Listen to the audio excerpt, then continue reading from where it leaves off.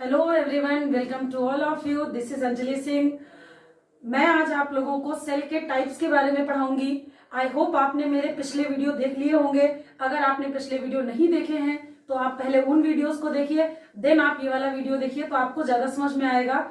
और मैं आपसे सिर्फ ये कह रही हूँ कि आपके लिए मैं छोटे छोटे वीडियो बना रही हूँ, जिसकी एक मतलब दो रीजन है। एक तो आपको पढ़ने में आसानी हो, छोटा वीडियो आप कभी भी कहीं भी आराम से देख सकते हैं। दूसरा, इसके पीछे एक रीजन और भी है।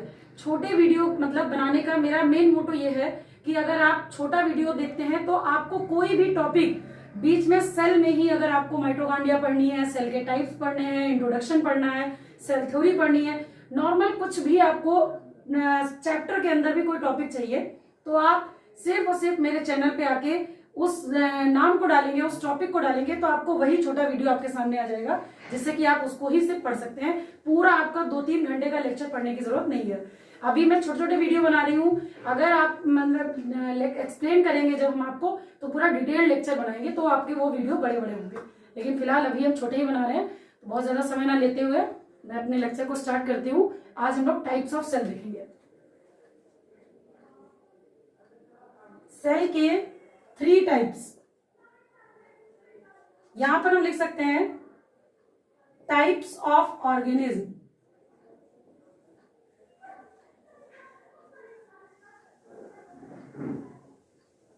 ऑर्गेनिज्म के बेसिस पे देखेंगे कि टाइप्स कितने होते हैं। मोस्टली आपने प्रोकैरियोटिक और यूकैरियोटिक पढ़ा होगा, बट मैं आज आपको 3 टाइप्स बताने जा रही हूं।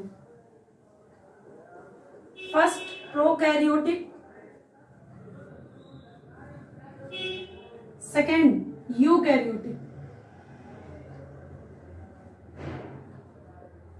ये तो आपने पहले से पढ़े हैं। आज हम आपको एक और बता रहे हैं, मीजोकैरियोटिक। मीजोकैरियोटिक। प्रोकैरियोटिक को अगर हम डिवाइड करें तो प्रो का मतलब और कैरियन का मतलब। प्रो का मतलब होता है प्रिमिटिव, कैरियन का मतलब होता है न्यूक्लियस, यू का मतलब होता है ट्रू, और कैरियन का मतलब nucleus. Primitive nucleus, it means इसका न्यूक्लियस कैसा होगा, न्यूक्लियर मेम्ब्रेन प्रेजेंट नहीं होगी। न्यूक्लियर मेम्ब्रेन जानते हैं, ये जैसे न्यूक्लियस है तो इसकी जो ये मेम्ब्रेन है, ये आउटर मेम्ब्रेन, ये प्रेजेंट नहीं होती है, तो मैं लिख दे रही हूं एब्सेंट। न्यूक्लियर मेम्ब्रेन क्या होगी, एब्सेंट होगी। और आपकी हिस्टोन प्रोटीन ये भी क्या है, एब्सेंट है। इस केस में आप देख सकते हैं न्यूक्लियर मेम्ब्रेन और histone protein both are absent. Eukaryotic के केस में क्या होता है, न्यूक्लियर मेम्ब्रेन, मैं शॉर्ट में लिख रही हूं, प्लस हिस्टोन प्रोटीन।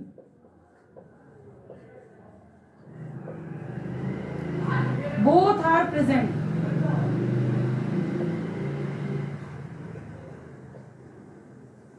दोनों ही प्रेजेंट है।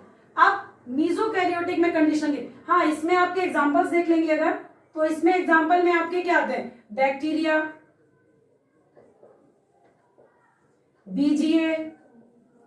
बीजीए की full form blue green algae, Hindi में नील हरित शैवाल कहते हैं। माइकोप्लाज्मा,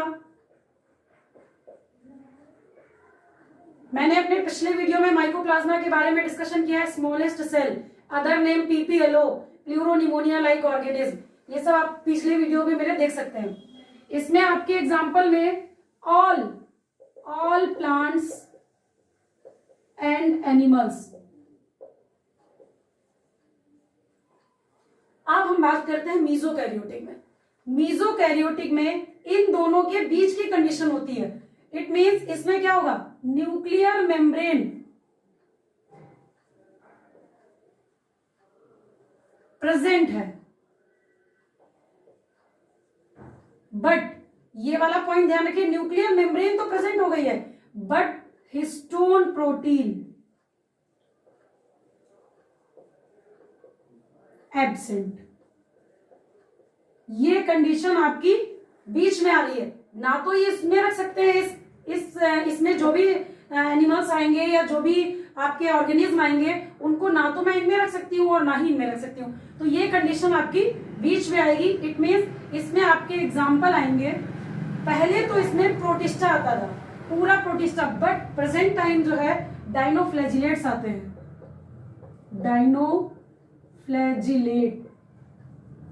डाइनोफ्लैजिलेट का मतलब डाई मतलब तो आप जानते होंगे, डाई मतलब दो, केमिस्ट्री में पढ़ते हैं ना, मोनो मतलब एक, डाई मतलब दो, ट्राई मतलब तीन, टेट्रा चार, इस तरीके से। तो डाई मतलब टू और फ्लैजिला मतलब flagella. It means two flagella present होते हैं। क्लियर है यहां तक? स्क्रीनशॉट ले लीजिए इसका। टाइप्स ऑफ ऑर्गेनिज्म आपको क्लियर हो गया होगा। अब मैं आपको बता दूं, one cell is equal to कितना डीएनए होता है? 2.2 मीटर। एक सेल में 2.2 मीटर। अब इतना डीएनए होता है तो कैसे एक सेल में पड़ा होगा? आपको बता दें, कॉइल्ड फॉर्म में पड़ा होता है। इसलिए कहते हैं कि हमारे शरीर में बहुत सारा डीएनए है, क्योंकि हर सेल में डीएनए है। ठीक है, अब मैं आपको प्रोकैरियोटिक और यूकैरियोटिक में डिफरेंस बता रही हूं।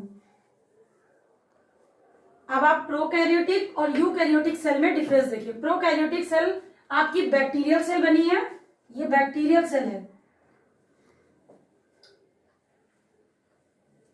और ये आपकी यूकैरियोटिक में प्लांट सेल बनी है।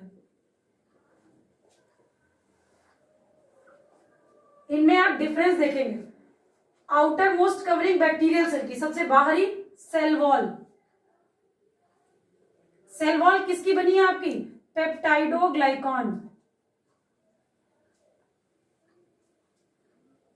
पेप्टाइडोग्लाइकॉन को बनी है। और इसकी सेल वॉल, ये आउटर मोस्ट कवरिंग, ये सेल वॉल, इसकी सेल वॉल सेलुलोज की बनी है। दोनों में डिफरेंस आप साथ साथ देखेंगे। इसके बाद इनर, ये आपकी मिडिल लेयर हो गई। फिर आपकी अंदर वाली इनर लेयर, इनर लेयर ही कहीं कहीं पर आप देख रहे हैं कि फोल्ड हो रही है अंदर की तरफ। जहां पर ये फोल्ड हो रही है और एक स्ट्रक्चर बना रही है जिसे हम मीसोसोम कहते हैं। मीसोसोम, मीसोसोम एक ऐसा सेल ऑर्गेनेल है आपका प्रोकैरियोटिक सेल में जो यूकैरियोटिक सेल की माइटोकॉन्ड्रिया के सिमिलर है। ये इसमें रेस्पिरेटरी में हेल्प करता है, श्वसन में, और इसमें मीसोसोम हेल्प करता है। तो मैं ब्रैकेट में लिख दे रही हूं रेस्पिरेशन, श्वसन में हेल्प करता है। ये आपका राइबोसोम है, लेकिन पॉलीराइबोसोम। ये आपके 70s टाइप राइबोसोम,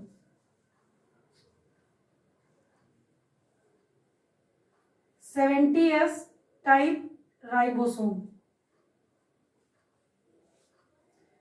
अगर राइबोसोम 70s राइबोसोम एक जगह पर ग्रुप में पाया जाता है तो उसे पॉलीराइबोसोम कहते हैं। पॉलीराइबोसोम यूकैरियोटिक कोशिका में नहीं पाया जाता। ये आप देख रहे हैं प्लाज्मिड, प्लाज्मिड को थोड़ा ध्यान से समझिएगा। प्लाज्मिड को extra genetic material, extra genetic material कहते हैं। और इसमें ये आप देख रहे हैं, इसको कहते हैं न्यूक्लियोइड। मतलब ये केंद्रक जो है, इसमें मैं लिख दे रही हूं ब्रैकेट में न्यूक्लियर मेम्ब्रेन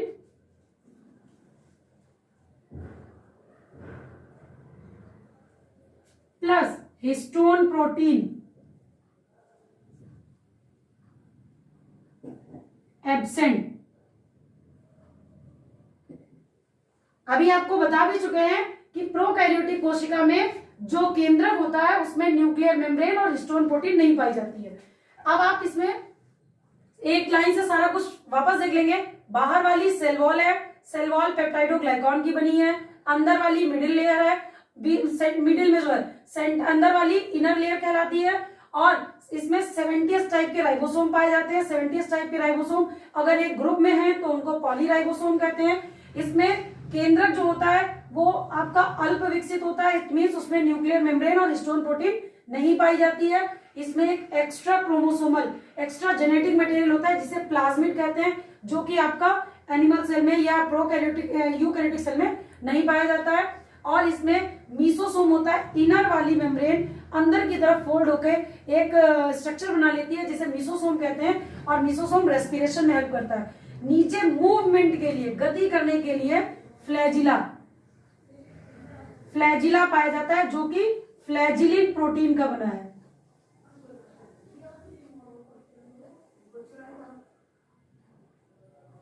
फ्लैजिलिन प्रोटीन। अब आप यूकैरियोटिक में देखिए, आउटर मोस्ट सेल वॉल हो गई, सेल वॉल सेलुलोज की बनी है। फिर आपकी ये मिडिल लेयर हो गई, मिडिल लेयर, और आपका ये न्यूक्लियस है। याद रखना, इसमें न्यूक्लियस केंद्रक में आपको मैं पहले भी बता चुकी हूं, प्लांट सेल का 90% वैक्यूल कवर करती है। ये वैक्यूल है, रिक्तिका 90% होती है। और रिक्तिका के आउटर साइड ये जो द्रव्य भरा होता है, ये जो इसके बाहर इसके तरफ ये जो द्रव्य भरा है रिक्तिका के किनारे किनारे, इसको टोनोप्लास्ट कहते हैं। और रिक्तिका के अंदर जो भरा है वो सेल सैप कहलाता है। सेल सैप, ये आपका क्लोरोप्लास्ट है, माइटोकॉन्ड्रिया है,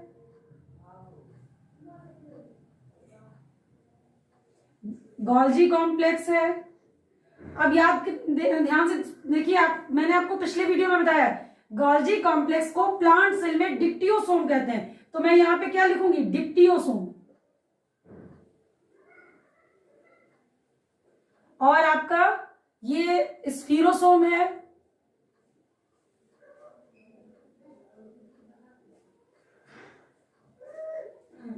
ये स्फीरोसोम एनिमल सेल में है। एनिमल सेल की तरह लाइसोसोम की तरह वर्क करता है, एज ए लाइसोसोम होता है ये। और इसके बाद इसके अंदर 70s plus 80s ribosome, both type के राइबोसोम होते हैं। राइबोसोम माइटोकॉन्ड्रिया और प्लास्टिड के क्लोरोप्लास्ट के अंदर 70s होते हैं, और यहां पर इसमें आपके 80s होते हैं। तो यूकैरियोटिक सेल में both type 70s and 80s दोनों तरह के राइबोसोम पाए जाते हैं। इसके अंदर जो ये द्रव्य भरा है इसको साइटोप्लाज्म साइटोप्लाज्म अब एक बार इसके फिर से नाम देख लेंगे। इसमें ये आपकी यूकैरियोटिक सेल है, प्लांट सेल। इसमें आउटर मोस्ट कवरिंग, सबसे बाहर वाली सेल वॉल हो गई, और इसके अंदर इनर लेयर को प्लाज्मा मेम्ब्रेन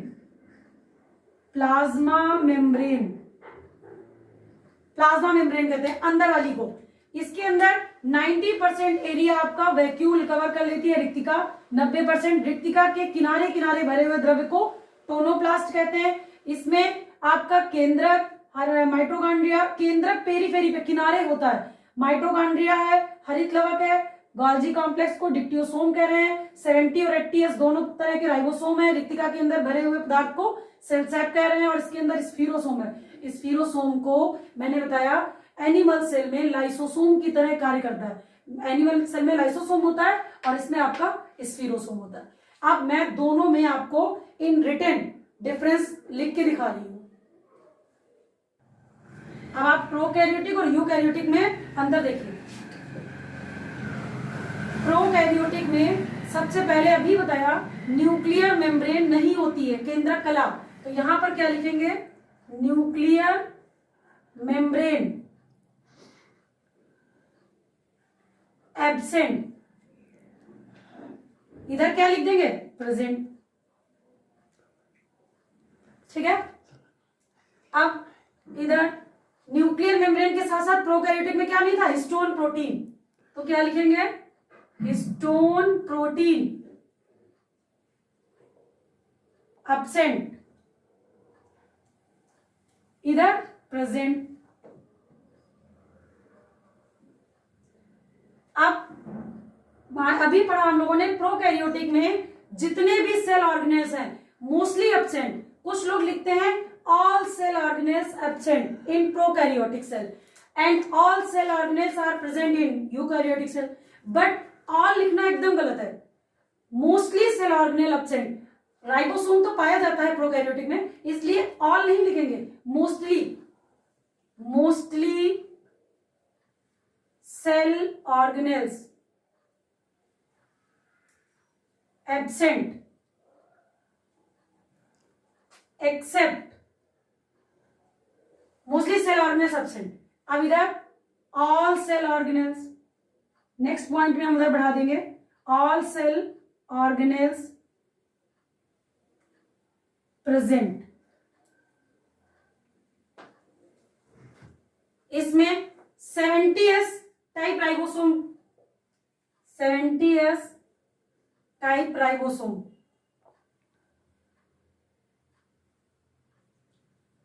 इसमें 70s प्लस 80s, अभी मैंने बताया था 70s माइटोकॉन्ड्रिया और क्लोरोप्लास्ट में पाए जाते हैं, 80s साइटोप्लाज्म में पाए जाते हैं। तो 70s and 80s both type ribosome present.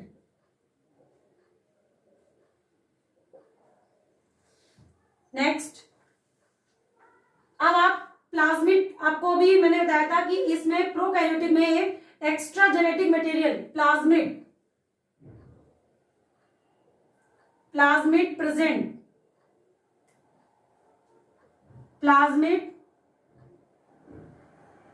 Absent except, एक जगह पर पाया जाता है, मैं इधर लिख रही हूं एक्सेप्ट ईस्ट में प्लाज्मिड पाया जाता है। तो ये अपवाद है, प्लाज्मिड मोस्टली तो एब्सेंट है बट ईस्ट में प्रेजेंट है। नेक्स्ट, डीएनए कैसा है इसमें? Double stranded circular, it means goal, double stranded है और सर्कुलर है। इसमें कैसा है? डीएनए लीनियर एक्सेप्ट, इसमें भी डीएनए जो है वो लीनियर है एक्सेप्ट माइटोकॉन्ड्रिया, शॉर्ट में लिख रही हूं, प्लस क्लोरोप्लास्ट। इनमें आपका माइटोकॉन्ड्रिया क्लोरोप्लास्ट में भी डबल स्ट्रैंडेड सर्कुलर है। ये एक्सेप्शन जरूर याद रखिएगा क्योंकि इन्हीं से क्वेश्चन बनता है।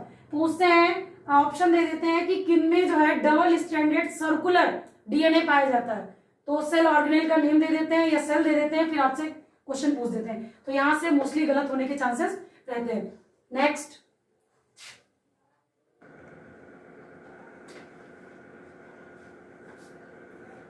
Mesosome present in place of mitochondria,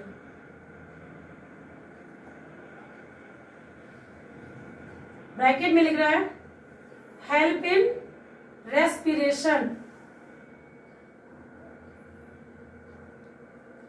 मैंने बताया आपको अभी डायग्राम के थ्रू बताया था कि मीसोसोम माइटोकॉन्ड्रिया के स्थान पर प्रोकैरियोटिक में पाया जाता है, जो कि किसमें हेल्प करता है? रेस्पिरेशन में। इसमें इधर क्या लिखेंगे? Mesosome absent. नेक्स्ट, अभी आपको बताया मैंने फ्लैजिला इसमें फ्लैजिलिन प्रोटीन का बना है और इसमें ट्यूबुलिन प्रोटीन का। तो क्या लिखेंगे?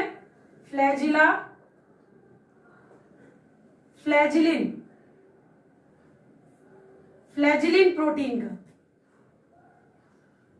और इसमें फ्लैजिला